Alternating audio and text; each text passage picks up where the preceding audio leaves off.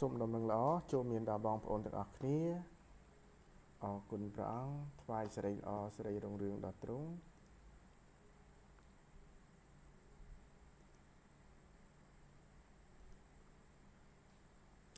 បងប្អូនដែលបានចូលនៅពេលនេះសូមមេត្តាជួយ share ម្នាក់មួយ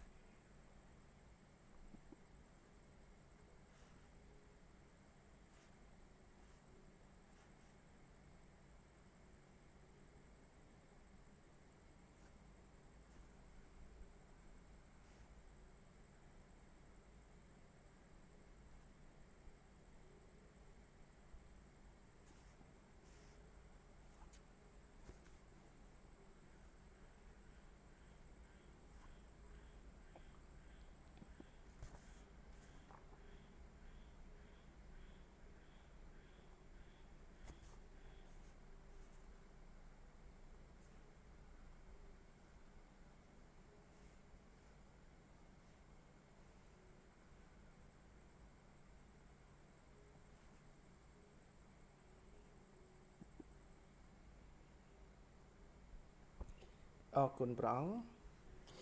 បាទថ្ងៃនេះយើងនឹងបន្តស៊េរីនៃសេចក្តីជំនឿតើត្រូវធ្វើដូចម្តេចដើម្បីឲ្យសេចក្តីជំនឿរបស់អ្នកដំណើរការនៅថ្ងៃនេះយើងចូលដល់ភាគទី7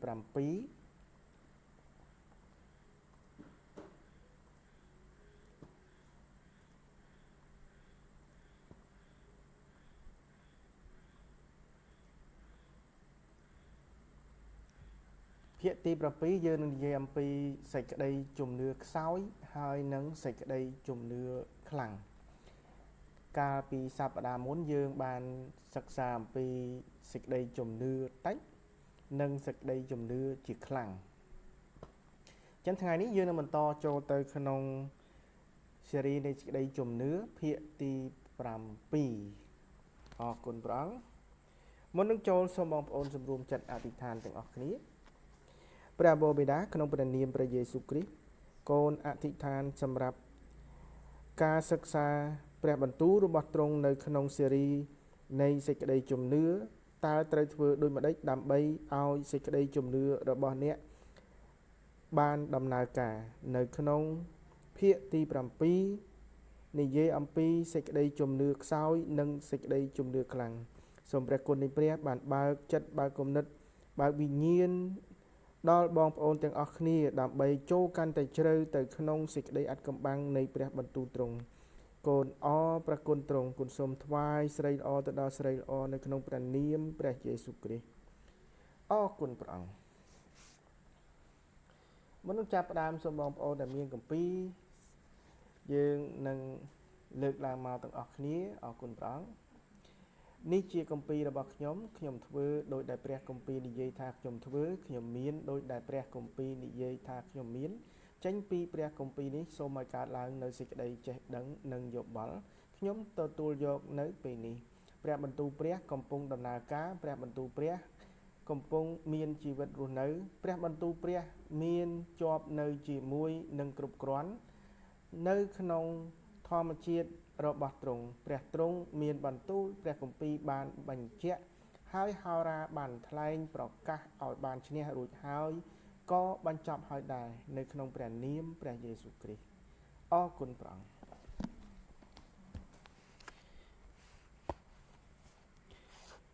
នៅក្នុងស៊េរីនៃសេចក្តីជំនឿនេះភាគទី6និងភាគទី7នេះគឺមានទំនាក់ទំនងគ្នាខ្ញុំសូមលើកយកភាគទី6សង្ខេបបន្តិចនៅក្នុងភាគ6គឺជាជំនឿតិចហើយនឹងជំនឿជាខ្លាំងជំនឿនោះកើតឡើងនៅពេលណាកើតឡើងនៅពេលណាដែលយើងទទួលព័ត៌មានតាមរយៈព្រះបន្ទូលរបស់ព្រះជំនឿតិចឬក៏ជំនឿតិចនិងជំនឿជាខ្លាំងនោះកើតឡើងតាមរយៈការព្យាយាមទទួលព្រះបន្ទូលជារៀងរាល់ថ្ងៃទៅក្នុងវិញ្ញាណរបស់យើងអញ្ចឹងជំនឿតិចនិងជំនឿជាខ្លាំងនេះគឺវាកើតឡើងនៅក្នុងវិញ្ញាណរបស់យើង មិនមែនកើតឡើងនៅខាងក្រៅទេគឺកើតឡើងនៅក្នុងវិញ្ញាណរបស់យើងពីព្រោះកាលណាយើងអានព្រះបន្ទូលរបស់ព្រះអានគម្ពីរនោះបទគម្ពីរបានចូលទៅក្នុងវិញ្ញាណរបស់យើងនៅពេលណាដែលយើងសញ្ជឹងគិតទៅលើព្រះបទគម្ពីរទើបយើងធ្វើឲ្យការដែលបទគម្ពីរចូលទៅក្នុងវិញ្ញាណរបស់យើងហើយធ្វើឲ្យវិញ្ញាណរបស់យើងយល់ហើយចាំនៅពេលណាដែលយើងត្រូវការប្រើបទគម្ពីរដែលយើងបានទន្ទិញចាំឬក៏យើងបានសញ្ជឹងគិតនៅក្នុងវិញ្ញាណយើងនៅពេលណាដែលយើងថ្លែងចេញនោះហើយគេហៅថាព្រះបន្ទូលអញ្ចឹងនៅក្នុងគម្ពីរមិនទាន់ជាព្រះបន្ទូលនៅឡើយតែព្រះគម្ពីរបានកត់ត្រាព្រះបន្ទូលរបស់ព្រះមិនមែនជាព្រះបន្ទូលព្រះទេចែកពីនេះឲ្យដាច់បងប្អូនណាព្រះគម្ពីរកត់ត្រានៅព្រះបន្ទូលរបស់ព្រះប៉ុន្តែនៅក្នុងគម្ពីរនៅជាបទគម្ពីរនៅឡើយដែលបានកត់ត្រាព្រះបន្ទូលរបស់ព្រះអញ្ចឹងពេលណាបទគម្ពីរคล้ายទៅជាព្រះបន្ទូលគឺនៅពេលណាដែលយើងនិយាយចេញពីមាត់ឧទាហរណ៍ថាព្រះយេស៊ូវបានលើកយកបទគម្ពីរមួយដែលនៅក្នុងគម្ពីរសញ្ញាណចាស់បានកត់ទុកអញ្ចឹងនៅពេលណាដែលទ្រង់បានលើកយកបទគម្ពីរហ្នឹងមិនទាន់คล้ายទៅជាព្រះបន្ទូលទេតែនៅពេលណាដែលទ្រង់មានបន្ទូលចេញពីព្រះអស់ទ្រង់មកអ្វីដែលចេញពីព្រះអស់ទ្រង់នោះទើបคล้ายទៅជាព្រះបន្ទូលដោយឧទាហរណ៍ថានៅគម្ពីរម៉ាថាយចំពុក4ពេលដែលទ្រង់បានតម40យប់40ថ្ងៃពេលនោះអរិយបានលបួងទ្រង់នៅទី1ថាប្រសិនបើទ្រង់ជាបរិយាបុត្រាសូមធ្វើឲ្យដុំថ្មនេះទៅជានំប៉័ងអញ្ចឹងទ្រង់បានលើកយកបទគម្ពីរមួយដែលហោរានៅក្នុងគម្ពីរសញ្ញាណចាស់បានលើកឡើងនោះថាយើងមិនមែនរស់ត្រឹមតែដោយសារតែនំប៉័ងប៉ុណ្ណោះទេគឺរស់ដោយគ្រប់ទាំងព្រះបន្ទូលរបស់ព្រះដែលចេញពីព្រះអស់មកអញ្ចឹងព្រះបន្ទូលតតែចេញពីមាត់យើងមកទើបคล้ายទៅជាព្រះបន្ទូលនៅក្នុងភាសាក្រិកគេហៅមួយជារ៉េម៉ាមួយជា logo បាទ logo ហើយនឹងរ៉េម៉ាបើយើងប្រើភាសាខ្មែរគឺព្រះបន្ទូលដូចគ្នាប៉ុន្តែព្រះបន្ទូលមួយនៅឯណា logo គឺជាព្រះបន្ទូលនៅក្នុងគម្ពីរដែលបានកត់ទុកនៅក្នុងគម្ពីរឯរ៉េម៉ាគឺជាព្រះបន្ទូលដែលបានកត់ទុកនៅក្នុងវិញ្ញាណរបស់យើងនៅពេលណាដែលយើងនឹកឃើញហើយយើងនិយាយចេញមកកន្លែងនេះទើបជាព្រះបន្ទូលអញ្ចឹងសម្រាប់នៅក្នុងគម្ពីរ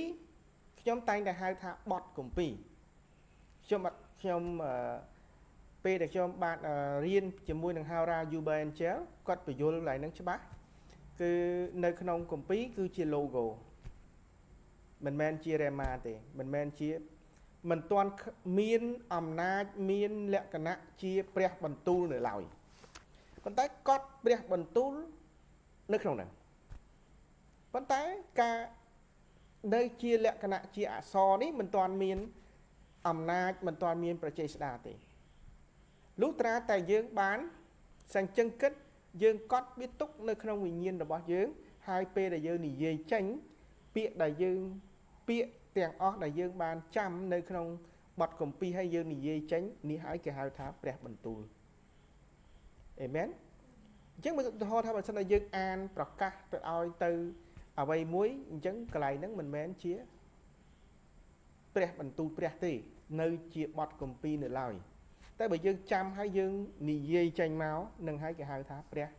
បន្ទូលបាទអញ្ចឹងសេចក្តីជំនឿនេះក៏មានលក្ខណៈដូចគ្នាដែរមួយនៅខាងក្នុងមួយនៅខាងក្រៅលុះត្រាតែព្រះបន្ទូលនឹងនៅខាងក្នុងវិញ្ញាណរបស់យើងហើយយើងនិយាយចេញទើប chiaព្រះបន្ទូលដែលពេញដោយព្រះចេស្តាchiaព្រះបន្ទូលពេញដោយអំណាចបើសិនជាបទគម្ពីរនោះនៅក្នុងគម្ពីរទេមិនទាន់មានព្រះចេស្តាទេតែបើសិនជាយើងកត់មានន័យថាយើងទន្ទិញវាចាំនៅក្នុងវិញ្ញាណរបស់យើងនៅក្នុងវិញ្ញាណបងប្អូនណាមិនមែននៅក្នុងគំនិតទេណាមិនមែននៅក្នុងខួរក្បាលរបស់យើងទេណាបាទខួរក្បាលរបស់យើងគឺជាព្រលឹងទេអញ្ចឹងសេចក្តីជំនឿតិចសេចក្តីជំនឿខ្លាំងកើតចេញពីអីគឺការកើតចេញពីការព្យាយាមអានព្រះបន្ទូលបទគេហៅថាអានគម្ពីរឬក៏ស្ដាប់សេចក្តីបង្រៀនពីព្រះបន្ទូលព្រះនឹងពេលហ្នឹងណាដែលយើងស្រូបវាចូលនៅក្នុងវិញ្ញាណរបស់យើងនេះហើយទើបព្រះបន្ទូលនោះទៅកសាងសេចក្តីជំនឿរបស់យើងដែលតិចឬក៏ជាខ្លាំងអញ្ចឹងមិនទាន់គ្រប់គ្រាន់នៅឡើយទេបងប្អូនណាអាហ្នឹងគ្រាន់តែនៅក្នុងនៅឡើយទេមិនទាន់សេចក្តីជំនឿថ្មីបើតែវាមានពីរលក្ខណៈមួយនៅខាងក្នុងមួយនៅខាងក្រៅអញ្ចឹងជំនឿតិចនិងជំនឿជាខ្លាំងនេះគឺនៅខាងក្នុងយើងចង់នៅមូលហេតុអីបានជាយើងមានសេចក្តីជំនឿតិចដោយសារយើងអានគម្ពីរឬក៏យើងស្ដាប់សេចក្តីបង្រៀនពីព្រះបន្ទូលនោះវាតិចទើបយើងមានសេចក្តីជំនឿតិចពីព្រោះអីនៅក្នុងគម្ពីររ៉ូមជំពូក10ខ17បានប្រាប់យើងថាដូច្នេះសេចក្តីជំនឿកើតឡើងដោយឮហើយដែលឮនោះគឺដោយសារព្រះបន្ទូលព្រះអញ្ចឹងជំនឿតិចឬក៏ជំនឿជាខ្លាំងនេះកើតចេញពីអីគឺកើតចេញពីបរិមាណព្រះបន្ទូលដែលយើងបានស្តុកទុកនៅក្នុងវិញ្ញាណរបស់យើងតិចឬច្រើនបាទឧទាហរណ៍ថាខ្ញុំមានជំនឿមុតមមជាខ្លាំងទៅលើព្រះប៉ុន្តែសំណួរសួរថាបងប្អូនដែលអានគម្ពីរទេបងប្អូនដែលស្ដាប់សេចក្តីបង្រៀនពីព្រះបន្ទូលទេអត់អញ្ចឹងអ្វីដែលបងប្អូននិយាយនេះក៏អត់ត្រឹមត្រូវទេពីព្រោះសេចក្តីជំនឿគឺកើតឡើងដោយឮហើយដែលឮនោះគឺព្រះបន្ទូលរបស់ព្រះ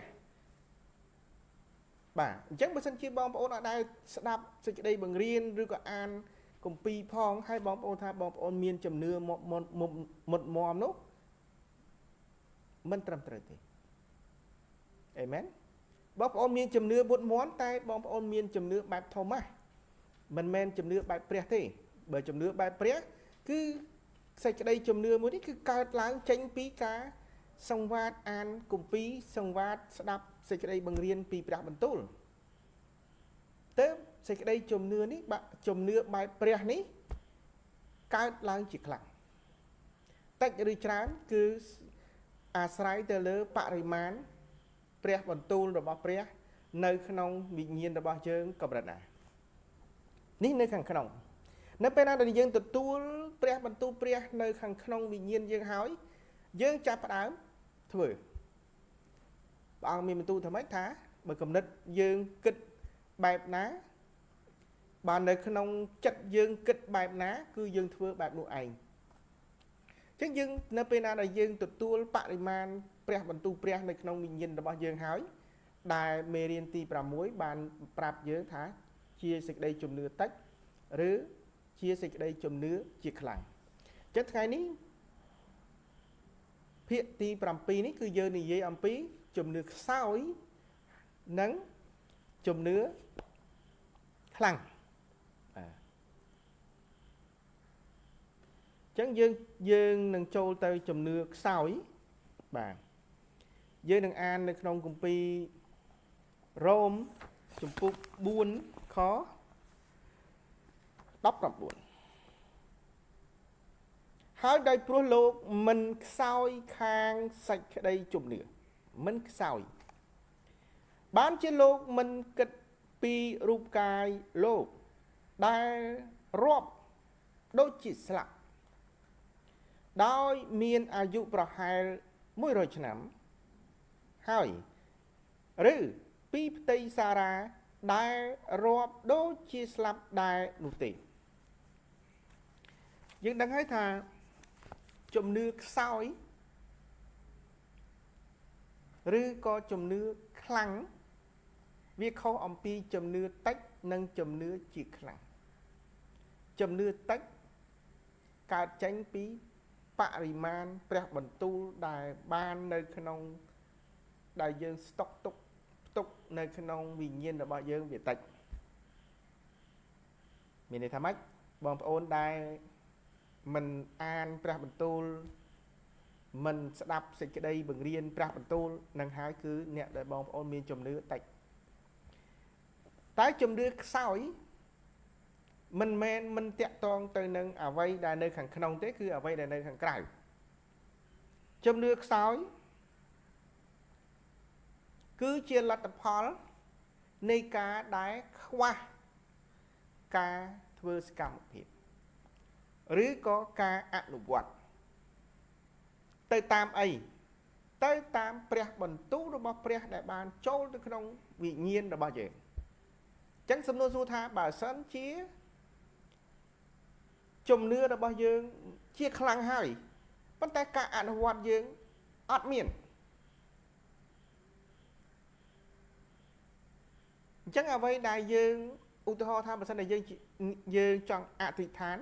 ក៏វាអត់បានកើតឡើងដែរពីព្រោះយើងអត់ធ្វើតាមអី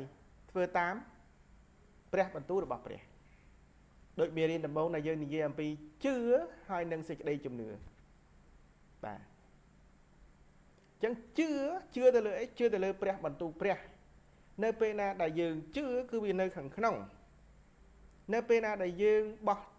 នៅពេលណាដែលយើងមានសេចក្តីជំនឿគឺយើងធ្វើសកម្មភាពទៅលើអ្វីដែលយើងជឿហើយអ្វីដែលយើងជឿនោះគឺជាព្រះបន្ទូលព្រះអត់ជឿទៅលើសម្ដីរបស់មនុស្សទេបងប្អូនណាបាទបើយើងជឿទៅលើសម្ដីរបស់មនុស្សគឺសេចក្តីជំនឿរបស់យើងគឺបែបមនុស្សឬក៏បែបធម្មតាតែបើយើងជឿទៅលើសេចក្តីជឿទៅលើព្រះបន្ទូលព្រះនោះសេចក្តីជំនឿរបស់យើងគឺបែបព្រះ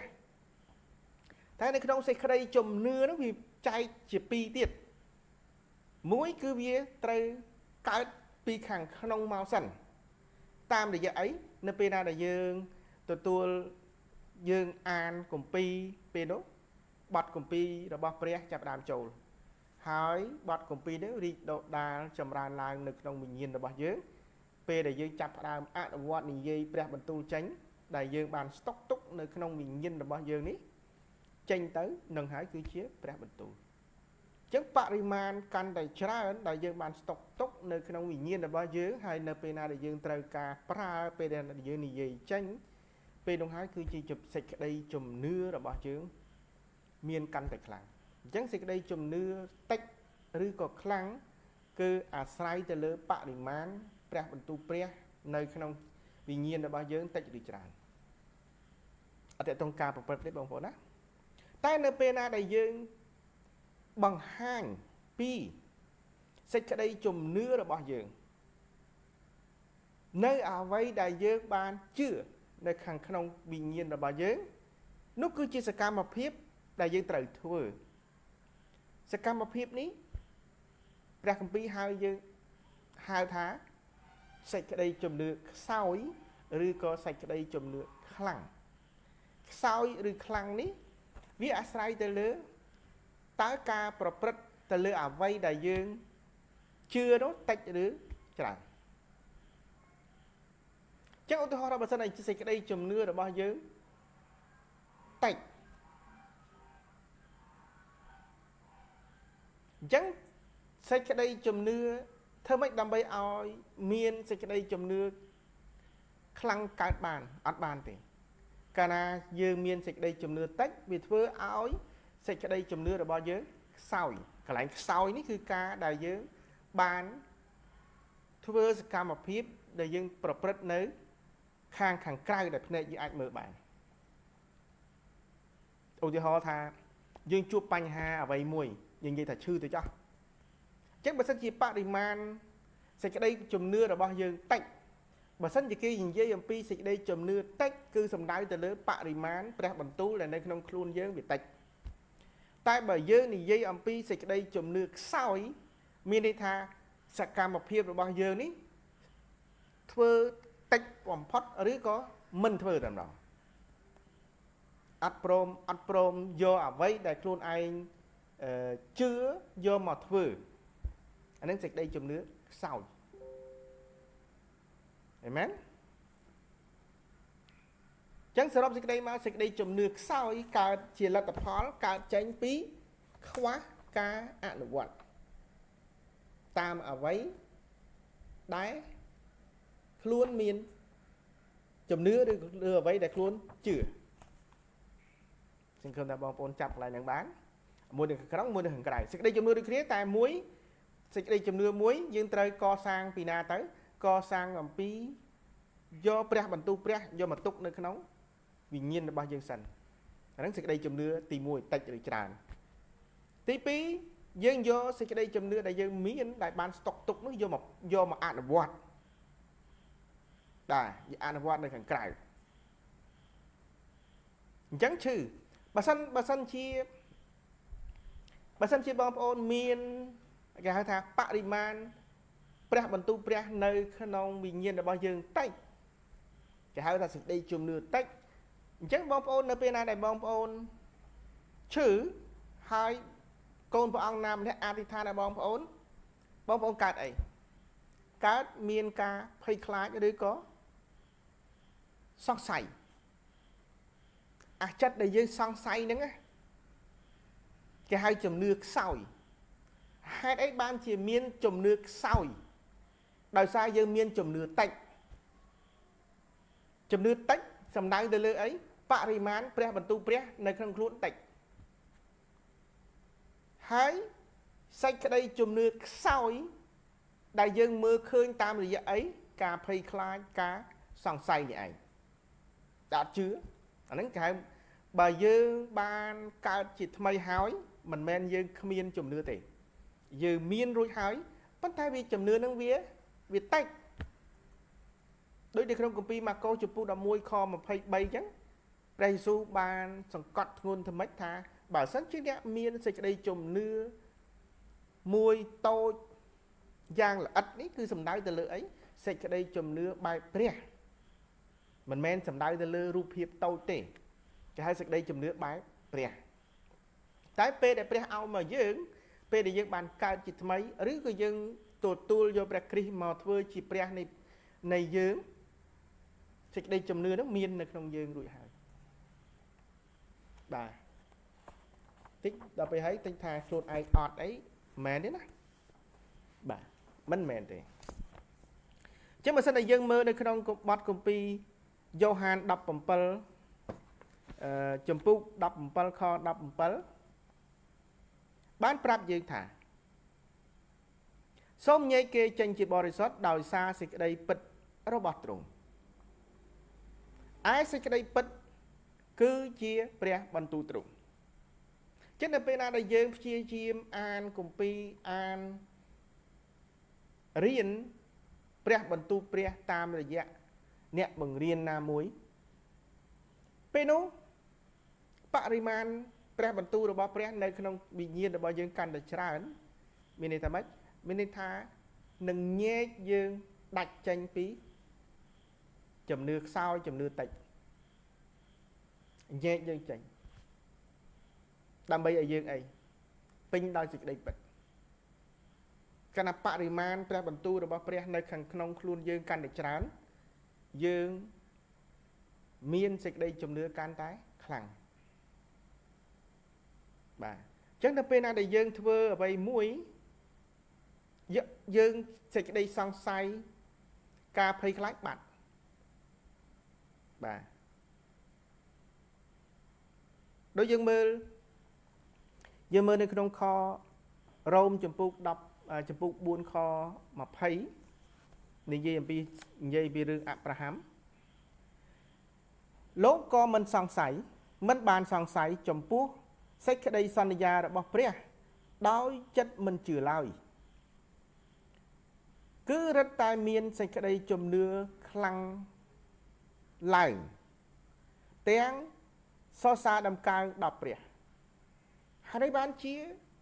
អាប់រ៉ាហាំមានសេចក្តីជំនឿខ្លាំងដោយសារគាត់បាន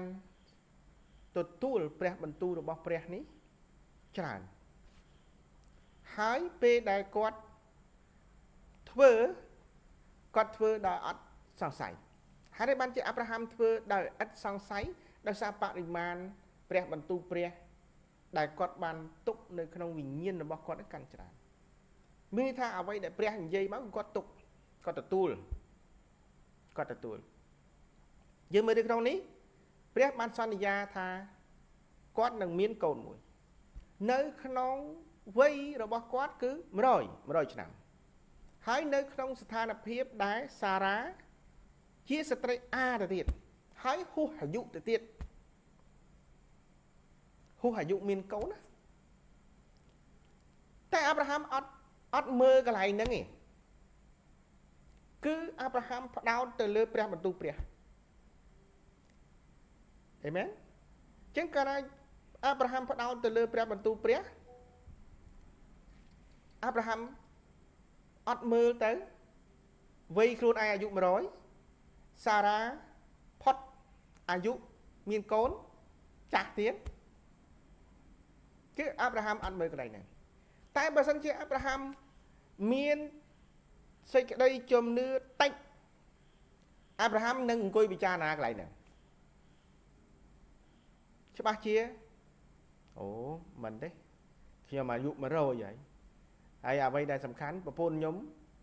អាយុ9ហើយជាស្ត្រីអាទៀតមានត្រូវមាននេះបើសិនជាអាប់រ៉ាហាំមានសេចក្តីជំនឿតិចវាទាញឲ្យអាប់រ៉ាហាំមានការសង្ស័យបងប្អូនគេចឹងការសង្ស័យរបស់បងប្អូនបង្ហាញឲ្យបងប្អូនឃើញថាម៉េចថាបងប្អូនមានសេចក្តីជំនឿខ្សោយហេតុអីបានជាបងប្អូនមានសេចក្តីជំនឿខ្សោយដោយសារបងប្អូនមានសេចក្តីជំនឿតិចហេតុអីបានជាបងប្អូនមានសេចក្តីជំនឿតិចដោយសារបរិមាណព្រះបន្ទូលដែលនៅក្នុងវិញ្ញាណរបស់បងប្អូនតិចសឹងថាគ្មានដូចបងប្អូនមួយចំនួនគាត់និយាយថាជំមានសេចក្តីជំនឿខ្លាំងជំមានសេចក្តីជំនឿមុតមមអញ្ចឹងសូមឆ្លើយសំណួរខ្ញុំសិនក្នុងមួយថ្ងៃបងប្អូនមានអានកាពីទេអត់ផងហើយបងប្អូនមានអានអ្វីដែលតាក់ទងទៅនឹង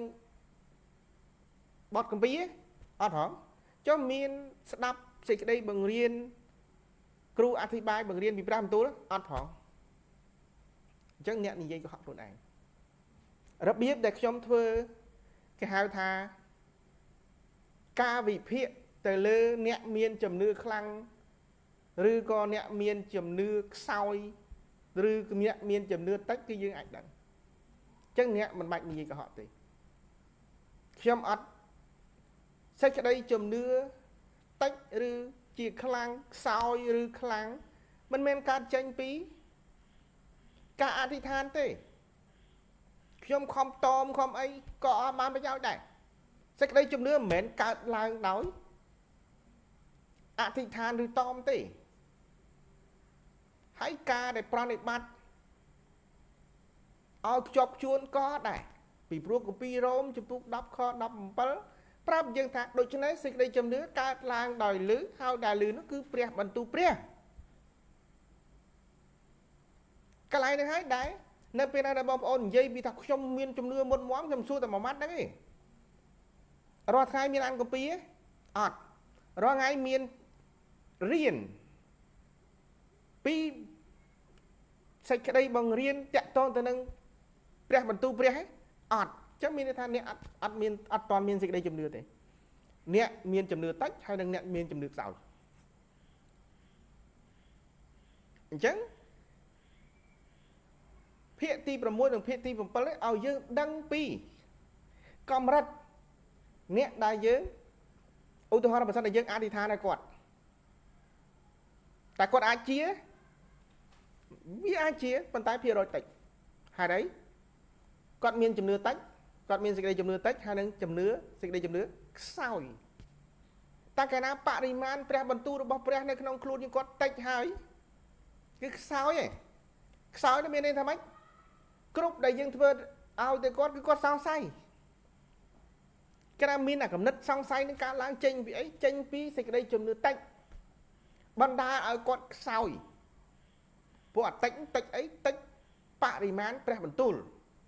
របស់ព្រះនៅក្នុងខ្លួនយើងចឹងដល់ពេលចាប់ផ្ដើមធ្វើចាប់ផ្ដើមទទួលអីមួយឬចាប់ផ្ដើមប្រឈមមុខអីមួយកើតទេខ្ញុំឈឺបើមិនទៅពេទ្យមិនជាអានឹងហើយដោយបងប្អូនមានជំនឿតិចហើយមានជំនឿខ្សោយខ្សោយគឺកន្លែងណាកន្លែងពេលដែលយើងប្រឈមមុខជាមួយនឹងបញ្ហាជំនឿតិចមានន័យថាបរិមាណព្រះបន្ទូលក្នុងព្រះតិចពីនឹងខុសគ្នាបងប្អូនណាអាមួយ little faith អាមួយ weak faith អាមួយ great a little ហើយនឹង great weak ហើយនឹង strong ចឹងតិចតកតនឹងជាខ្លាំងមានន័យថាគាត់មុតមកគាត់គ្រប់ព្រះបន្ទូលរបស់ព្រះគាត់យកមកទុកនៅក្នុងខ្លួនហើយគាត់ដើរទៅតាមអ្វីដែលព្រះបន្ទូលព្រះមានបន្ទូលទេដូចអារឿងនិយាយពីរឿងបងប្អូនមានបាបចឹងហើយខ្ញុំសួរថាបើព្រះយេស៊ូវបានឆ្កាងនៅលើឈើឆ្កាងប្រមូលគ្រប់អស់ទាំងអំពើបាបហើយអ្នកបាបដែលមាននៅក្នុងអ្នកហ្នឹងបានស្លាប់រួចទៅហើយដោយគម្ពីរ1ពេត្រុសចំពុក2ខ24អញ្ចឹងហើយទ្រង់បានរងរបួសដើម្បីឲ្យយើងជាហើយព្រះគម្ពីរបញ្ជាក់ប៉ុណ្ណឹងហើយបងប្អូននៅតែប្រាប់ថាបងប្អូនឈឺមានបាបអញ្ចឹងមានន័យថាម៉េចមានន័យថាបងប្អូនមានសេចក្តីជំនឿតិចហើយបងប្អូនមានសេចក្តីជំនឿខ្សោយហើយបងប្អូនច្បាស់ចិត្តដាក់សញ្ញាសួរខ្សោយហ្មងគេអធិដ្ឋានប្រោសជំងឺជាមិនរឿងគេខ្សោយអញ្ចឹងការជាមិនមែនដោយសារគាត់ទេដោយសារអ្នកដែលទទួលការអធិដ្ឋាននោះមានជំនឿខ្លាំងជំនឿជាខ្លាំងទើបគាត់ជាមិនមែនអាអ្នកអធិដ្ឋានហ្នឹងទេអញ្ចឹងពីរហ្នឹងវាខុសគ្នាអ្នកជាមិនមែនដោយសារអ្នកអធិដ្ឋានទេណាអ្នកជាគឺដោយសារសម័យខ្លួនឯងដែរគាត់មានជំនឿតិចឬក៏មានជំនឿជាខ្លាំងតែកាលណាគាត់មានជំនឿជាខ្លាំងសេចក្តីជំនឿរបស់គាត់ក៏ខ្លាំងដែរអញ្ចឹងនៅពេលណាដែលកូនព្រះអង្គណាម្នាក់អធិដ្ឋានទៅឲ្យគាត់ថាប៉ះជាមកដោយស្ត្រីដែលអង្គវរព្រះយេស៊ូវឲ្យប្រោសជំងឺកូនរបស់គាត់អញ្ចឹងគឺថាទេខ្ញុំមកនេះមកដើម្បីសាសយូដាទេមិនមែនមកសាសដតីទេបាទគេមិនដែលយកនំទៅឲ្យបោះឲ្យឆ្កែស៊ីទេតែស្ត្រីមានបន្ទូលថាម៉េចថាជាការពិតប៉ុន្តែកូនឆ្កែវាស៊ីកំតិចនំប៉័ងពីម្ចាស់ដែលធ្លាក់ពីលើតុបាទហេជំនឿអញ្ចឹងមានន័យថាសំបីតារបស់បន្តិចក៏គាត់ជឿថាព្យាបាលកូនគាត់ឲ្យជាដែរ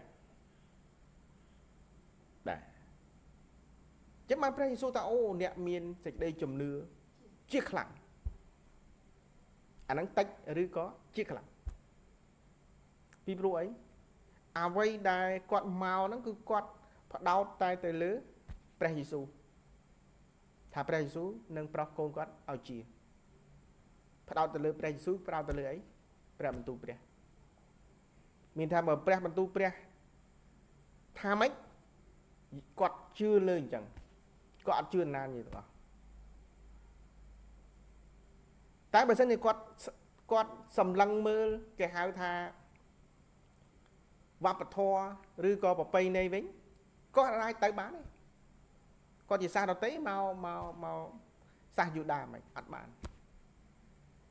តែគាត់អត់គិតនៅលើកន្លែងហ្នឹងពីព្រោះសេចក្តីជំនឿគាត់មានជាខ្លាំងអញ្ចឹងគាត់ទៅរកអីទៅរកព្រះយេស៊ូវរកព្រះយេស៊ូវនោះគឺរកអីរកព្រះបន្ទូលព្រះអញ្ចឹងគាត់ឈ្មោះតែផ្ដោតតែលើព្រះបន្ទូលព្រះគាត់អត់ផ្ដោតទៅលើអ្នកណាទាំងអស់អេមែនអញ្ចឹងនៅក្នុងបទគម្ពីររ៉ូមចំពុក4ខ20នេះកន្លែងនេះដែលបញ្ជាក់ថាអាប់រ៉ាហាំមាន ជំនឿជាខ្លាំងគឺនៅត្រង់ថាអាប់រ៉ាហាំសរសើរដំកើងព្រះនៅឃ្លាចុងក្រោយហ្នឹងពីព្រោះបើសិនជាអាប់រ៉ាហាំមិនមានជំនឿជាខ្លាំងទេអាប់រ៉ាហាំអង្គុយសង្ស័យដូចនៅក្នុងខ19ថាគាត់អាយុប្រហែល100ឆ្នាំហើយផ្ទៃសារ៉ាដែលរាប់ដូចជាស្លាប់ដែរនោះទេអញ្ចឹងគាត់ច្បាស់ពិចារណាពីចំណុចហ្នឹងបើសិនជាអាប់រ៉ាហាំជំនឿតិចតែអាប់រ៉ាហាំមានជំនឿជាខ្លាំងទើបគាត់ថ្វាយសេរីល្អកើតថ្វាយសេរីល្អហ្នឹងគឺអីសកម្មភាពដែលគាត់ធ្វើដែលយើងមើលឃើញគាត់សបាយគាត់លោតអគាត់អត់ទេពុនគាត់អាយុប៉ុន្មានយូរទៅមិនទៅអត់ដឹងតែដឹងតាព្រះបានសន្យាថាថ្ងៃនេះឆ្នាំក្រោយដែលបានហើយយើងគាត់តាំងពីឥឡូវទៅសារ៉ាមិនទាន់មានទម្ងន់ផងគាត់ហើយកន្លែងនេះគេហៅបង្ហាញអំពីការដែលគាត់មានសេចក្តីជំនឿខ្លាំងយើងដូចគ្នានេះបងប្អូនពេលខ្លះអធិដ្ឋានថាជាហើយបងប្អូនអត់មានសេចក្តីជំនឿខ្លាំងផងហេតុអីអង្គុយតែពិចារណាគ្រូឯងចេះតែនិយាយមកជាមិនក្បាលនៅទៅឈឺដែរមិននៅទៅឈឺអញ្ចឹងកន្លែងហ្នឹងហើយបង្ហាញអំពីអីសេចក្តីជំនឿរបស់អ្នកមានសេចក្តីជំនឿតិចហេតុអីការដែលបងប្អូនផ្ដោតទៅលើព្រះតិចឬក៏ការដែលបងប្អូនទទួលព្រះបន្ទូលតិចឬក៏បរិមាណព្រះបន្ទូលរបស់ព្រះនៅក្នុងខ្លួនតិចបាទបងប្អូនអត់ជឿអញ្ចឹងពេលដែលបងប្អូនមានជំនឿនៅពេលដែលជួបបញ្ហាដូចជាឈឺអញ្ចឹងហេតុអីបងប្អូននៅតែឈឺអញ្ចឹងពេលនោះបងប្អូនខ្សោយមានន័យថារាងកាយនេះអត់អាចជាបានទេបាទសូម្បីតែខ្ញុំមានពេលណាមួយនោះជើងខ្ញុំមិនដឹងចេញអីទេក្រហមបើនេះប្រៀបបានដូចគេហៅអ្នកកើតជំងឺគ្រុនឈាមអញ្ចឹងក្រហមពេញខ្លួនក្រហមដូចឈាមអញ្ចឹងចេញមកម្ដុំទុយហើយដេញពីក្បាលរហូតដល់ក្រោមអញ្ចឹងតែបើខ្ញុំថាអត់ទេមិនមែនជាអ្វីដែររាងកាយដែលព្រះឲ្យមកខ្ញុំរាងកាយដែលព្រះឲ្យមកខ្ញុំគឺស្អាតបាទហើយប្រពន្ធខ្ញុំឃើញអញ្ចឹងបាទតែមិនមែនទេវាជាអ្វីមួយដែរព្រះធ្វើប៉ុន្តែមិនមែនជារបស់ខ្ញុំទេដូចជាពីអាទិត្យ3អាទិត្យបានអស់អាលីងស្អាតទៅវិញបាទដោយសារអីដោយសារយើងមានសេចក្តីជំនឿជាខ្លាំងដោយសារយើងអីយើងមានជំនឿខ្លាំងយើងមើលទៅអត់អីផងធម្មតាបន្តិចទៀតវានឹងបាត់អស់ហើយអត់មានអារម្មណ៍អីទាំងអស់តែបើសិនជាឧទាហរណ៍ថាបើពីជីវិតចាស់វិញបើមិនរត់ជើង2ជើង3ជុះឈាមជុះអីឲ្យលាន់ពេញហ្នឹងអាហ្នឹងគឺដោយសារអីជំនឿខ្សោយហើយជំនឿតិចមានថាអ្វីដែលយើងយល់ពីសេចក្តីពិតហ្នឹងវាតិចពេកដែលយើងចេះតែសង្ស័យកាលណាសង្ស័យមានការភ័យខ្លាចកើតឡើងហ្នឹងដោយសារបរិមាណគេហៅថាសេចក្តីជំនឿតិចបរិមាណព្រះបន្ទូល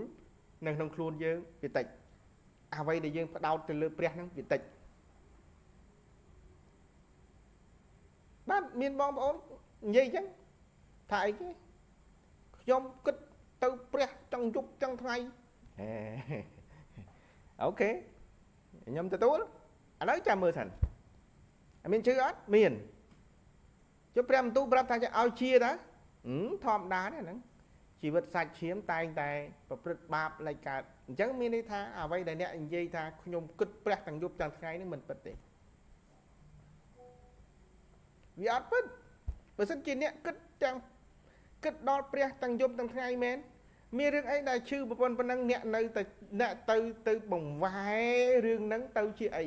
ទៅជាបាបទៅជាអ្វីផ្សេងក្រែងនេះអ្នកអត់បានផ្ដោតទៅលើព្រះទេបើពីព្រោះបើអ្នកផ្ដោតទៅលើព្រះមែនព្រះប្រាប់យើងថាម៉េចព្រះយេស៊ូវប្រាប់ថាម៉េច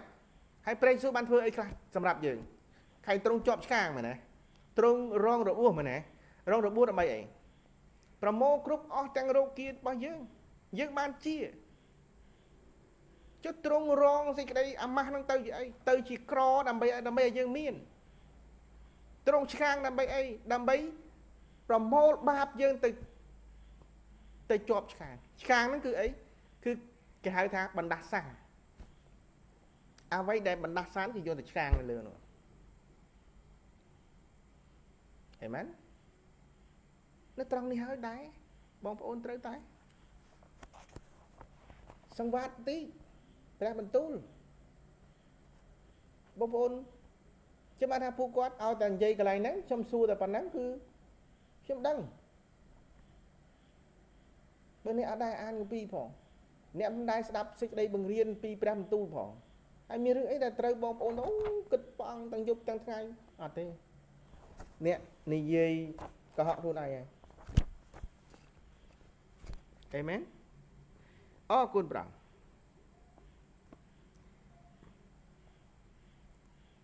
ចឹងយើងមើលតើយើងត្រូវដោះស្រាយបញ្ហាសេចក្តីជំនឿខ្សោយដោយវិធីណា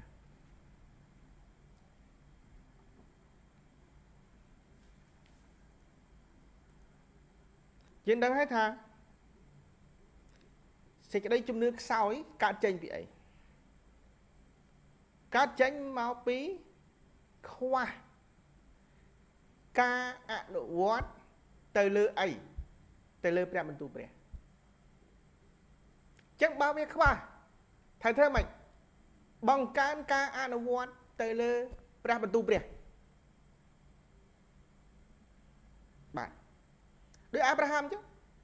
អាប់រ៉ាហាំអត់មើលទៅវ័យខ្លួនឯង100ឆ្នាំទេអាប់រ៉ាហាំអត់ទៅមើលសារ៉ាអាទេសារ៉ាហួសអាយុមានកូនទេនៅក្នុងរ៉ូមជំពូក4ខ20អាប់រ៉ាហាំថាម៉េចទាំងសរសើរដំកើងដល់ព្រះវិញវាទៅនិយាយចេះវិញសរសើរដំកើងដល់ព្រះហ្នឹងមានន័យថាម៉េចអសប្បាយយើងមើលឧទាហរណ៍ថាប្រសិនបើយើងចង់បានឡានមួយចាដល់ពេលដល់ថ្ងៃហ្នឹងវាបាន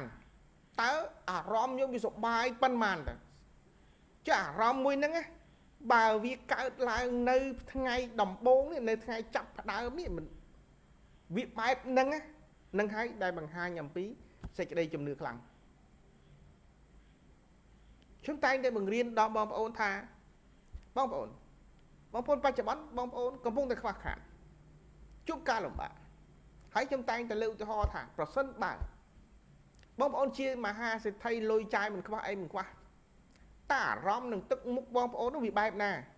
ទៅញឹមញែមសបាយហឺហាហើយខ្ញុំថាចុំមិនក៏មិនព្រមយកអាសបាយហឺហាហ្នឹងមកនៅឥឡូវហ្នឹងទៅអស់លុយអត់ថាអត់អស់ផងហើយចុំមិនក៏មិនព្រមធ្វើឥឡូវការដែលធ្វើអ្វីមួយដែលអសបាយមានអំណរឥឡូវហ្នឹងគឺបង្ហាញអំពីយើងមានសេចក្តីជំនឿខ្លាំងអេមែនដូចអាប់រ៉ាហាំចឹងទាំងសរសើរដំកើងដល់ព្រះសរសើររឿងអីសរសើរតែគាត់បានកូនហើយសារ៉ាមានទម្ងន់នៅក្រតែព្រះប្រាប់ទៅអាប់រ៉ាហាំចាប់ដើមសរសើរដំកើងព្រះបាត់មិនតាន់ទាំងមាននៅក្នុងពោះហ្នឹងក្រតែថ្ងៃដែលព្រះប្រាប់ទៅអាប់រ៉ាហាំសប្បាយបាត់នឹងហើយគេហៅសេចក្តីជំនឿជាខ្លាំងអត់ចាំបាច់តតែថ្ងៃហ្នឹងអ៊ីសាកកើតចងងមកបានសប្បាយទេសប្បាយចាប់ពីម៉ោងពេលដែលព្រះមានបន្ទូលមក ចឹងបើសិនជាយើងទទួលយកព្រះបន្ទូលណាមួយរបស់ព្រះហើយយើងចាប់ផ្ដើមមកញឹមអង្គុយឲ្យញឹមអង្គុយអសប្បាយនឹងហើយគេហៅសេចក្តីជំនឿជាខ្លាំងអញ្ចឹងបងប្អូនអាចយកមេរៀននេះទៅឆ្លុះបញ្ចាំងពីបងប្អូនដែលនៅជុំវិញខ្លួនឆ្លុះដើម្បីអីឆ្លុះដើម្បីដោះស្រាយបញ្ហាជុំសេចក្តីជំនឿខ្សោយរបស់គាត់ត្រូវធ្វើបែបណាសេចក្តីជំនឿខ្សោយត្រូវធ្វើម៉េចបង្កើនការអនុវត្តទៅលើព្រះបន្ទូលព្រះនឹងដោះស្រាយកាលណាយើងអនុវត្តទៅលើព្រះបន្ទូលព្រះធ្វើហើយធ្វើទៀតធ្វើហើយធ្វើទៀតយើងមានសេចក្តីជំនឿខ្លាំងបាទដូចខ្ញុំតែងតែនិយាយថាពេលដែលខ្ញុំរៀនអធិដ្ឋានប្រោសជំងឺដំបូងខ្ញុំអត់ហ៊ានទៅអធិដ្ឋានឲ្យមនុស្សទេណាខ្ញុំអធិដ្ឋានឲ្យសត្វសំណក់មួយរបស់ម៉ែខ្ញុំវាមិនមែនចៃដន្យទេដូចព្រះអង្គរៀបចំឲ្យអញ្ចឹងងើបដួលនៅតែសឹងថាដល់វេលាវាត្រូវស្លាប់សត្វហ្នឹងសត្វឆ្កែហ្នឹង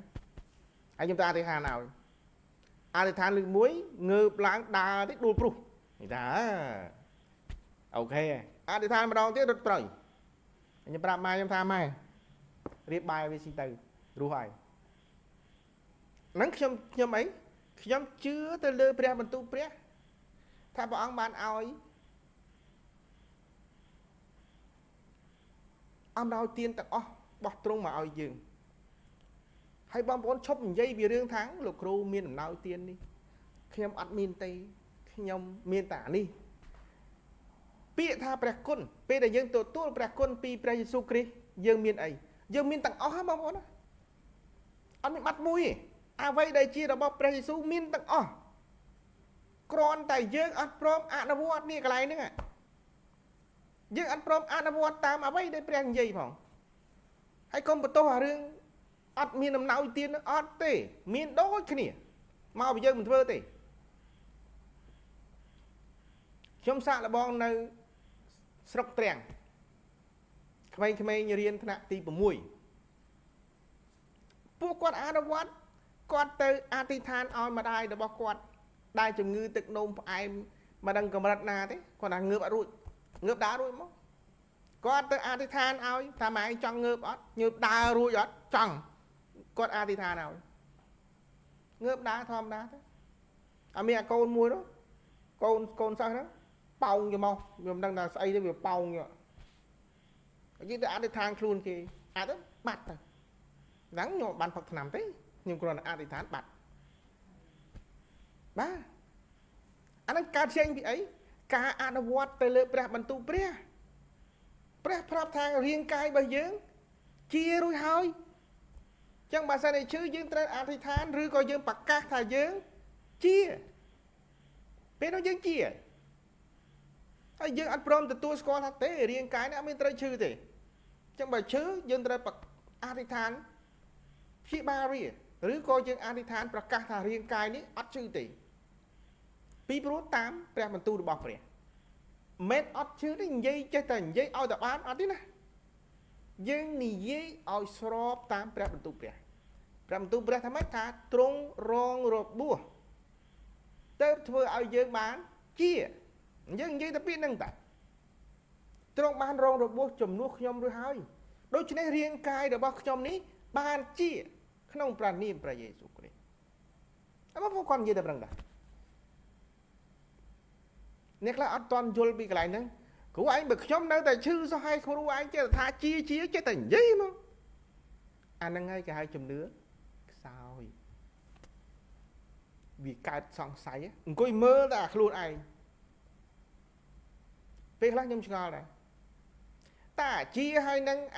អង្គុយមើលជំងឺខ្លួនឯងយកមួយណាហើយមិនយកជាទៅអីមែនបាទចឹងយើងមើលវិធីដោះស្រាយទី1នៅក្នុងគម្ពីរ1ថេសាឡូនីកចំពុក5ខ18ខ្ញុំអានជូនចូលអប ព្រះគុណក្នុងគ្រប់ការទាំងអស់ពីព្រោះព្រះទ្រង់សពប្រហារតីឲ្យអ្នករាល់គ្នាធ្វើយ៉ាងដូច្នោះដោយនៅព្រះគ្រីស្ទយេស៊ូវភ្លេចដាក់ឲ្យបងប្អូនមើលបងប្អូនដឹងថាគ្រាន់តែអរព្រះគុណមួយម៉ាត់ហ្នឹង1 ទេសាឡូនីកចំពុក5 ខ 18អញ្ចឹងអរគុណអរតែព្រះគុណណាបាទព្រះមានដែរយើងធ្វើលំបាកណាស់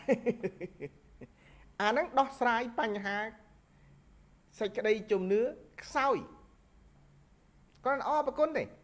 គ្រប់ការទាំងអស់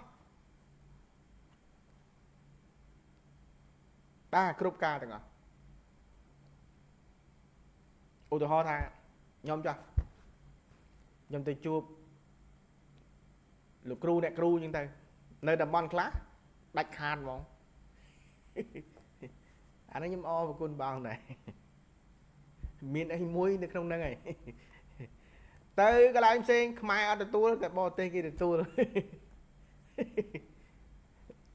អញ្ចឹងខ្ញុំអាមិនទទួលក៏យើងអរគុណទទួលក៏យើងអរគុណហេតុអីវាជាផែនការរបស់ព្រះអាចថាតំបន់ហ្នឹងមិនទាន់ដល់ពេលដែរជាហេតុថាកូនទៅកន្លែងមួយទៀតដល់ពេលទៅមួយទៀតបើយើងមើលពីចម្ងាយវាមិនគួរបានតែដល់ពេលទៅអរគុណព្រះអង្គយើងនឹងទៅបន្តទៅទៀត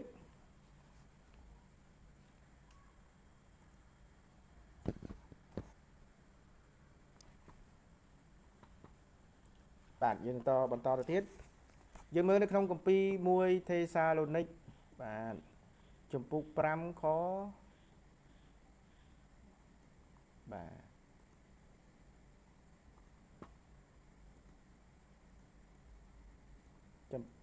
1 ទេសាឡូនីកចំពុក5 ខ 18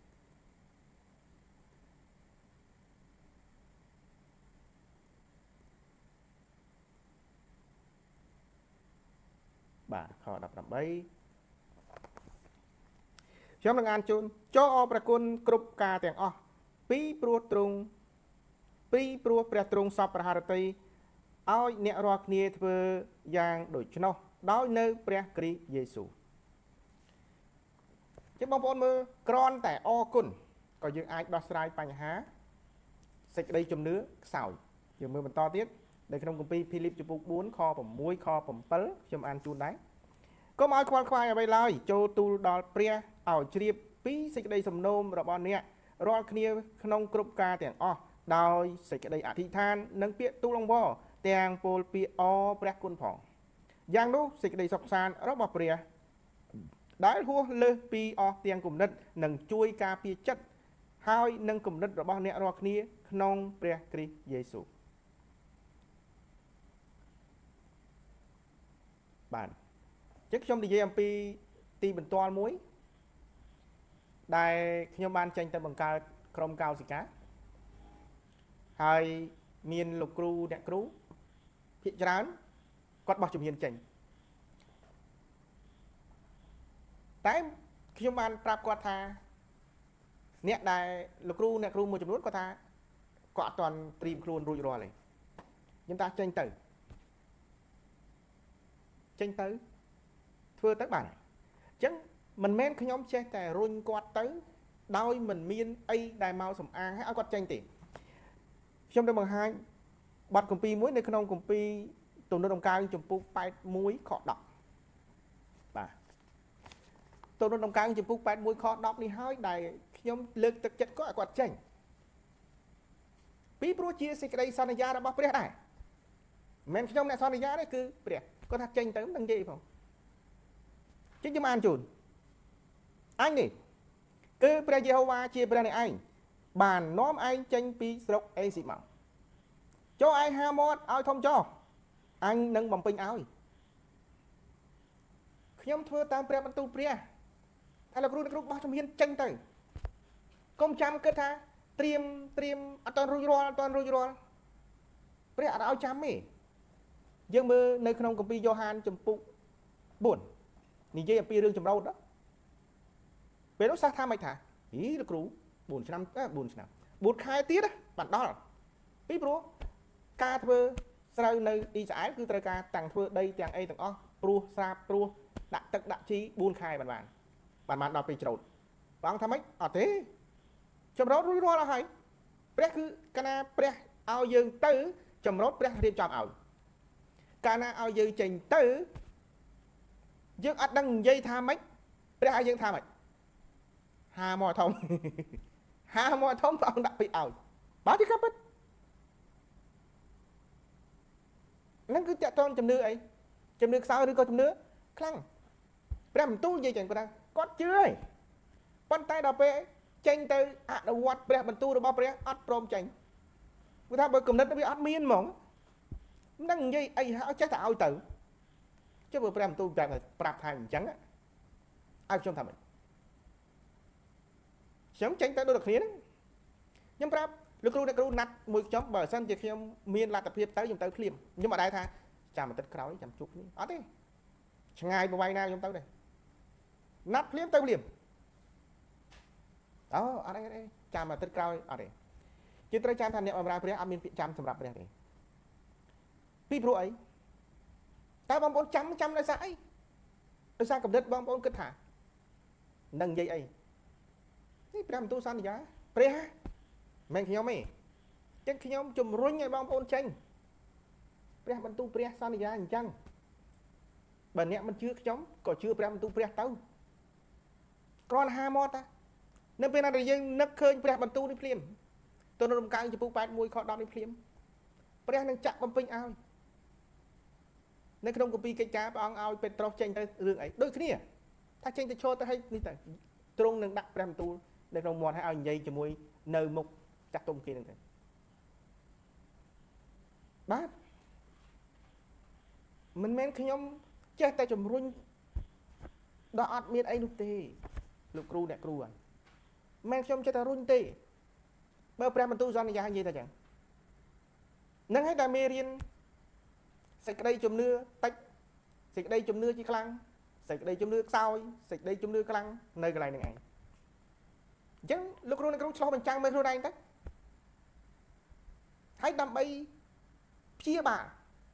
សេចក្តីជំនឿខ្សោយគឺអីអរព្រះគុណរហូតអរព្រះគុណព្រះអង្គដែលព្រះអង្គអត់ឲ្យកូននឹកឃើញមកបន្តិចចេញផ្សាយនឹងអទៅ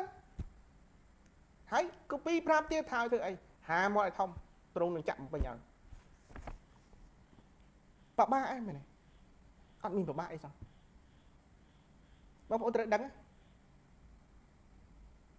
នៅក្នុងគម្ពីរ1កូរិនថូសចំពុក1ខ25បាទ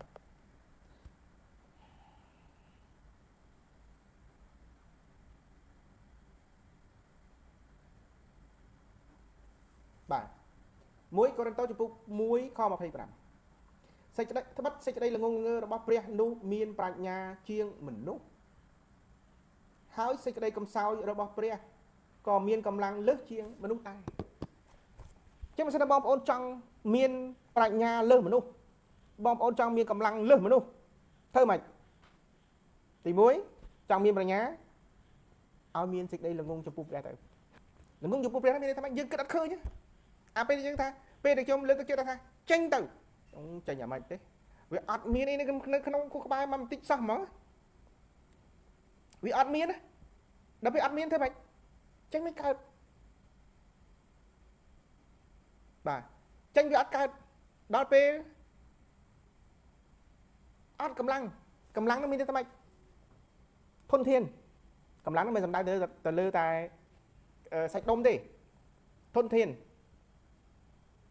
បងមានបន្ទូលថាម៉េចថាសេចក្តីកំសោយរបស់ព្រះក៏មានកម្លាំងជាងមនុស្សដែរអញ្ចឹងបងប្អូនធ្វើម៉េចកាលណាបងប្អូនចេញទៅទាំងខ្លួនឯងអត់មានអីហ្នឹងណាក៏យើងមានអ្វីលើសជាងមនុស្សធម្មតាដែរព្រះបន្ទូលនិយាយអញ្ចឹងឲ្យបងប្អូនមើលខ្លួនឯងកម្លាំងកន្លែងនេះមិនមែនកម្លាំងទៅសំដៅទៅលើតែសាច់ដុំទេណាបងប្អូនមានអានត្រង់កន្លែងប៉ូលពេលនោះគាត់ទៅ ដូចជាទៅទេសាលូនិកឬក៏កូរិនតូសទេដែលគាត់ថាបងប្អូនជួបការលំបាកសូមបងប្អូនជួយគ្នាទៅវិញទៅមកតាមកម្លាំងរៀងខ្លួនកម្លាំងគឺអីគឺធនធានរៀងខ្លួនបងប្អូនចង់ឲ្យមានធនធានលើសជាងមនុស្សធម្មតាទេចង់ចេញពីអត់ហ្នឹងទៅបងប្អូនមានហើយបងប្អូនធ្វើចឹងទៅទៅគាត់ថាយើងចេញពីអត់ណាបាទបងប្អូនចង់បានអីអាគារព្រះវិហារមួយបានព្រះឲ្យធ្វើពីអត់ហ្នឹងទៅបានហើយបើអត់ហងបានអីសងចាំមើលព្រះធ្វើទៅដឹងហើយគឺបែបហ្នឹងឯងបងប្អូនត្រូវដឹងថាចម្រោតមានន័យថាប្រលឹងឬក៏អ្នកដែលយើងត្រូវទៅសង្គ្រោះព្រះអ្នករៀបចំទេពួកជំនុំសមាជិកដែលត្រូវចូលមកនៅក្នុងពួកជំនុំក៏ព្រះរៀបចំឲ្យដែរនៅពេលណាដែលបងប្អូនចាប់ផ្ដើមថាខ្ញុំចាប់ផ្ដើមមិនមានតែពី10ពីពុនមានតែបងម្នាក់2នាក់អីធ្វើមិនថាកុំខ្វល់ពីរឿងអីហេតុអីព្រះអ្នករៀបចំតាកុំពីញីចឹងឲ្យចាត់សូមអង្វរម្ចាស់ចម្រោតឲ្យចាត់អ្នកចម្រោតមកក្នុងចម្រោតរបស់ទ្រង់ចម្រោតរបស់ទ្រង់គឺទ្រង់ហ្នឹងឯងទ្រង់ដែលរៀបចំឲ្យយើងតាយើងគ្រាន់តែទៅតាបបាអត់ផងនេះគឺជាអ្វីដែលខ្ញុំបោះជំហានចេញអរគុណលោកគ្រូអ្នកគ្រូភាគច្រើនដែរគាត់បោះតាមដល់ពេលបោះតាមចេញអីចេញលទ្ធផលនឹកស្មានមិនដល់ព្រោះអានឹងសិតតែព្រះរៀបចំឲ្យណាមានខ្ញុំណាស់តែរៀបចំឲ្យយើងតើគ្រាន់តែបោះជំហានទៅនេះចេញដោយល្ងងដោយគេហៅដោយល្ងឹតល្ងងចំពោះព្រះមិនមែនល្ងឹតល្ងងចំពោះមនុស្សទេបើយើងយល់ថាអើយកូនដូចឈឹងហ្មងដាចេញទៅអាហ្នឹងចេញទៅប្រាជ្ញារបស់ព្រះបានមកហើយទៅមិនព្រះអង្គមានតែម៉ូតូរកតែលុយចាក់សាំងខ្វះមុខខ្វះក្រោយនឹងឲ្យទៅអាកន្លែងហ្នឹងកន្លែងដែរបាត់កម្ពី1 កូរិនតូសចំពុក1 ខ 25នឹងឯងបើបងប្អូនចេញមកឡានទំនើបលុយចាយមិនខ្វះអត់ទេបងប្អូនអត់អាចលឹះមនុស្សធម្មតាបានឃើញមែនបាទចឹងយើងនឹងតទៅទៀតគឺជំនឿជាខ្លាំងជំនឿជាខ្លាំង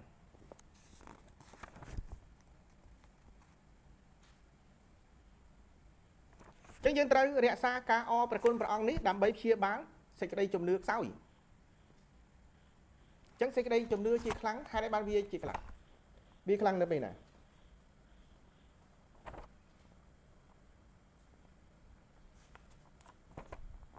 ពេលខ្លះទៅបងប្អូនហើយ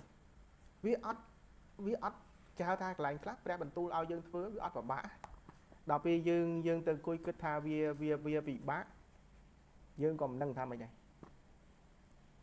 ចឹងយើងនៅមិនទៅឆ្ងាយពីគម្ពីររ៉ូមចំពុក4 ខ 19 និង 20យើងមើលហើយដោយព្រោះលោកមិនខ្សោយនេះគឺខ្លាំងខាងសេចក្តីជំនឿបានជាលោកមិនគិតពីរូបកាយលោកឃើញទេ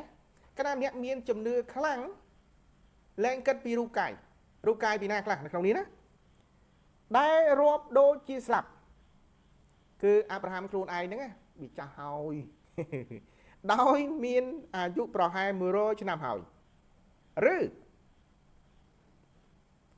ពីផ្ទៃសារ៉ាដូចរាប់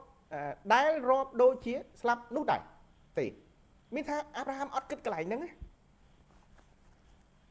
បើសិនជាអាប់រ៉ាហាំមិនមានសេចក្តីជំនឿខ្លាំងទេគឺអាប់រ៉ាហាំគិតកន្លែងហ្នឹងឯងវាឡូសិចបំផុតឡូសិចត្រង់ណាគាត់អាយុ100ឆ្នាំ2គេហៅសារ៉ាហួសអាយុមានកូនហើយជាស្ត្រីអាទៅទៀតមិនត្រឹមតែអាហួសអាយុទៀតអាយុ93តែអាប់រ៉ាហាំអត់គិតឡើងនឹងទេជិះមើលខ 20លោកមិនបានសង្ស័យហេតុអីបានជាអាប់រ៉ាហាំមិនសង្ស័យពីព្រោះគាត់មានសេចក្តីជំនឿជាខ្លាំងគាត់ធ្វើតាមព្រះទាំងអស់ខ្ញុំតែងលើកឧទាហរណ៍ត្រង់កន្លែងមួយឲ្យព្រះអង្គបានឲ្យអាប់រ៉ាហាំចេញពីណាចេញពីភូមិកំណើតមកអាប់រ៉ាហាំចេញ100ដល់ពេលដើរទៅ ដល់ពាក់កណ្ដាលផ្លូវអាប់រ៉ាហាំថាព្រះអង្គឲ្យខ្ញុំទៅណាទៅឥឡូវទូបង្គំចាញ់ហើយតែវាមិនដឹងថាទៅណាទៀតថាអីទេទ្រង់នឹងប្រាប់កន្លែងដែរត្រូវទៅអាប់រ៉ាហាំដើរទៀតកន្លែងនេះឲ្យតែបញ្ជាក់ថាអាប់រ៉ាហាំមានសេចក្តីជំនឿជាខ្លាំងពួកគាត់បានធ្វើតាមអ្វីដែលព្រះបង្គាប់មកអត់បាត់មួយទេបើសិនជាយើងវិញអ្នកដែលរៀននៅពេលនេះអ្នកក៏ជាអាប់រ៉ាហាំដែរបើសិនអីអ្នកនឹងដើរតាមការបង្គាប់របស់ព្រះទាំងអស់ដូចគាត់យើងក៏ជាអាប់រ៉ាហាំមួយដែរកន្លែងហ្នឹងហើយដែរពេលដែរខ្ញុំបានលើកទឹកចិត្តឲ្យលោកគ្រូអ្នកគ្រូចេញទៅដើម្បីអីដើម្បីឲ្យលោកគ្រូអ្នកគ្រូនោះជាអាប់រ៉ាហាំពេលអាប់រ៉ាហាំចេញមានដឹងទៅណាអត់ដឹងទេណាអង្គចេញហើយស្រាប់តែពេលដល់ពេលដើរគាត់នឹកឃើញថាចុះដើរទៅណាចេញហើយតែដល់ពេលដើរអត់ដឹងថាគោដៅទៅណាបានទូលសួរព្រះទៀតតតែដើរដឹងថាចុះទៅណាទៅព្រះអង្គសួរព្រះអង្គទៀតព្រះអង្គឲ្យទៅទៀតហើយព្រះអង្គប្រាប់ថាឯងនឹងខ្លាយទៅជាឪពុកនៃនគរមួយដ៏ធំអាប់រ៉ាហាំអបអរសាទរដល់ពេលព្រះអង្គសាកលបងមើលទៀតយកអ៊ីសាកទៅធ្វើយ៉ាញ់បូជាអាប់រ៉ាហាំគ្មានសង្ស័យមកបន្តិចដោយសារអីគាត់មានសេចក្តីជំនឿជាខ្លាំងជឿទៅលើអីជឿទៅលើសេចក្តីសន្យារបស់ព្រះអត់មើលអ្វីដែលកំពុងតែមានទេបើមិនជាគាត់អត់មានសេចក្តីជំនឿជាខ្លាំងគាត់ច្បាស់ថាព្រះអង្គហើយទី1ថាទូបង្គំទៅអាយុ100សារ៉ាអាវាអត់មានមិនមានលទ្ធភាពក្នុងការមានកូនចុះដល់ពេលអាមានហើយនេះឲ្យទៅធ្វើយ៉ាញ់បូជាទៅទៀតហើយវាមិនដាច់ភូតបាត់ទេបើសិនជាអាប់រ៉ាហាំមានជំនឿតិចមានន័យថាម៉េចមានន័យថាអ្វីដែលព្រះបង្គាប់មកអាប់រ៉ាហាំធ្វើបានតិចបំផុតអាហ្នឹងបើសិនជាគាត់មានជំនឿតិចបងប្អូនដូចគ្នាបងប្អូនឆ្លោះបញ្ចាំងខ្លួនឯងតែព្រះបន្ទូលណាខ្លះដែរបងប្អូនព្រះនិយាយឲ្យអត់ព្រមធ្វើតាមជាពិសេសអារឿងឈឺហ្នឹងព្រះនិយាយថាជាឯងនិយាយថាឈឺអាហ្នឹងបងប្អូនអត់ធ្វើតាមព្រះបន្ទូលទេបងប្អូនមិនបានស្ថិតនៅក្នុងអ្នកដែលដូចអាប់រ៉ាហាំឯងអាប់រ៉ាហាំទៅទៀតឲ្យអ៊ីសាកទៅទៀតឃើញទេកន្លែងហ្នឹងហើយដែរអាប់រ៉ាហាំអត់បានសង្ស័យទេដោយសារគាត់មានជំនឿជាខ្លាំងកើតចេញពីអីទទួលព្រះបន្ទូលព្រះគ្រប់រឿងហើយគាត់ព្រះគុណព្រះអង្គគាត់សរសើរដំកើងព្រះអង្គអត់មានបាត់មួយទេអេមែននៅឃ្លាចុងក្រោយរ៉ូមជំពូក4ខ20គឺរឹតតែមានសេចក្តីជំនឿជាខ្លាំងទាំងសរសើរដំកើងដល់ព្រះវិញបាទសរសើរដំកើងកាន់តែខ្លាំងតែថាអីគាត់មានជំនឿជាខ្លាំងយើងមើលតទៀតឧទាហរណ៍នៅក្នុងគម្ពីរលោកុបាទជំពូក1ខ1ការដើមដំបូងឡើយព្រះបានបង្កើតផ្ទៃមេឃនិងផែនដីនៅត្រង់នេះព្រះប្រើអីហើយព្រះនិយាយអីព្រះក៏ប្រើសេចក្តីជំនឿដែរតែសេចក្តីជំនឿបែបព្រះហើយព្រះនិយាយអីនិយាយពាក្យនិយាយ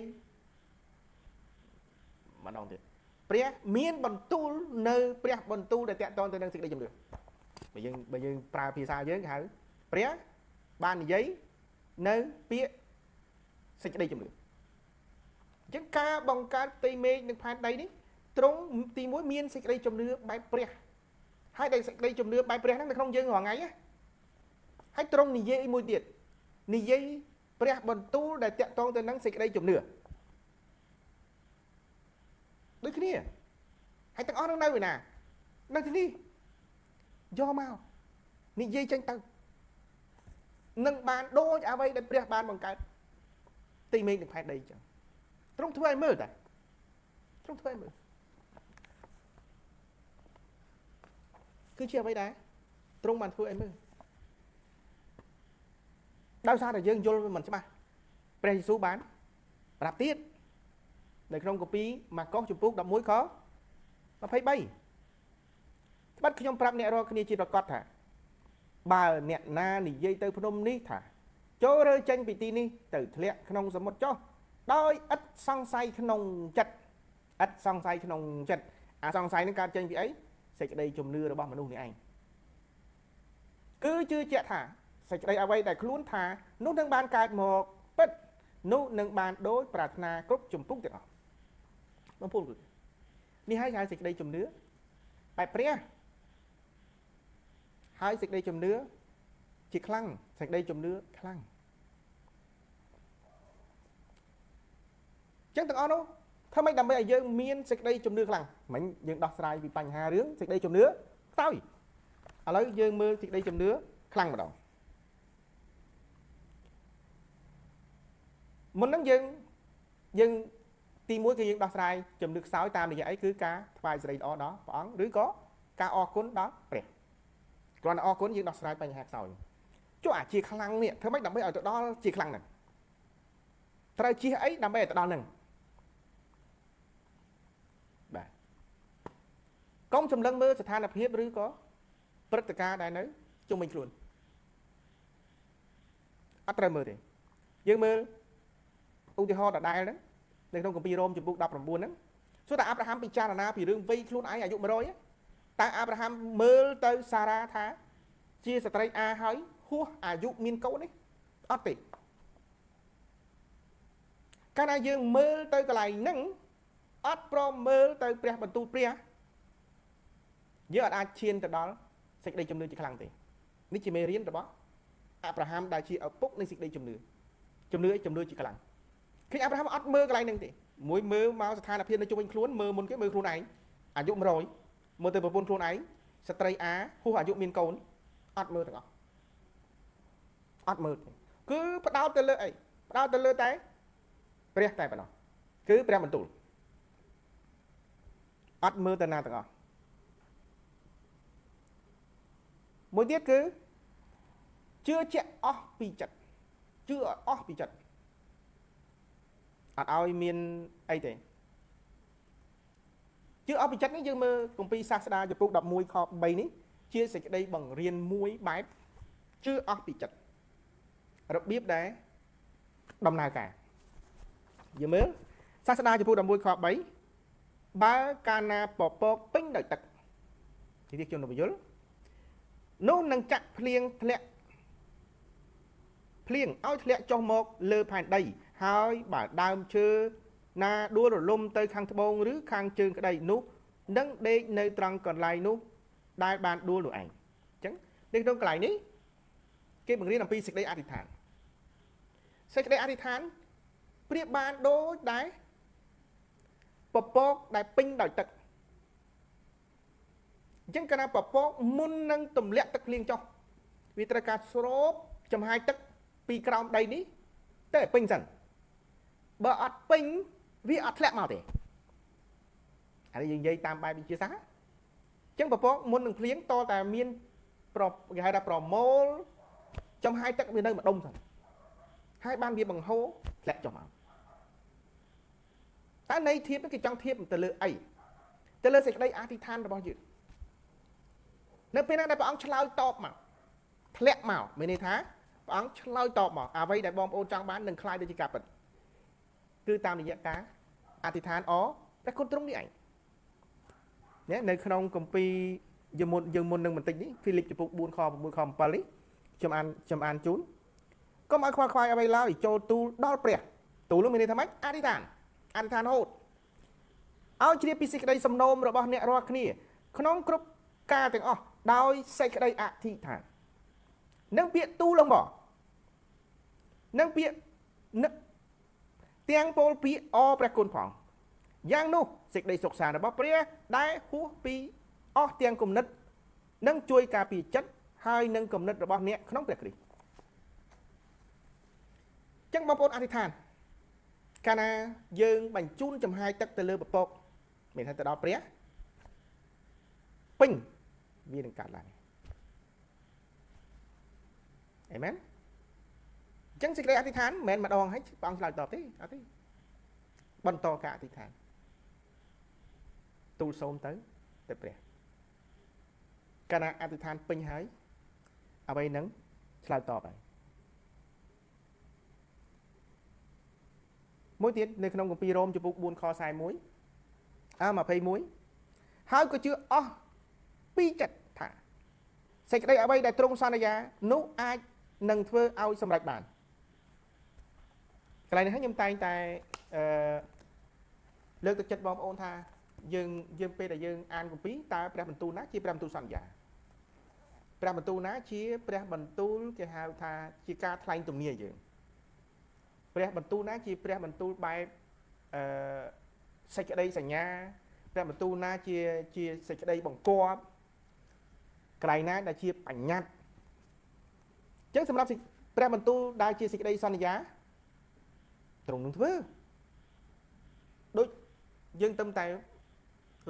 ផុតមិញនេះគឺទៅនៅដំកើងចំពុក81ខ10នេះគ្រាន់តែ5មាត់ធំ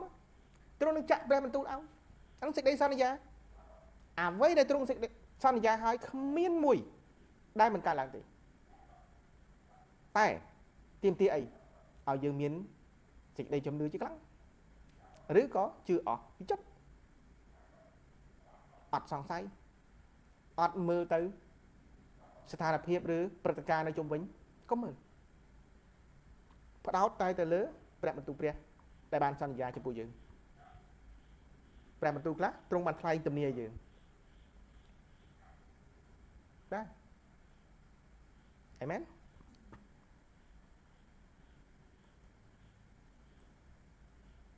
ចឹងយើងត្រូវតែ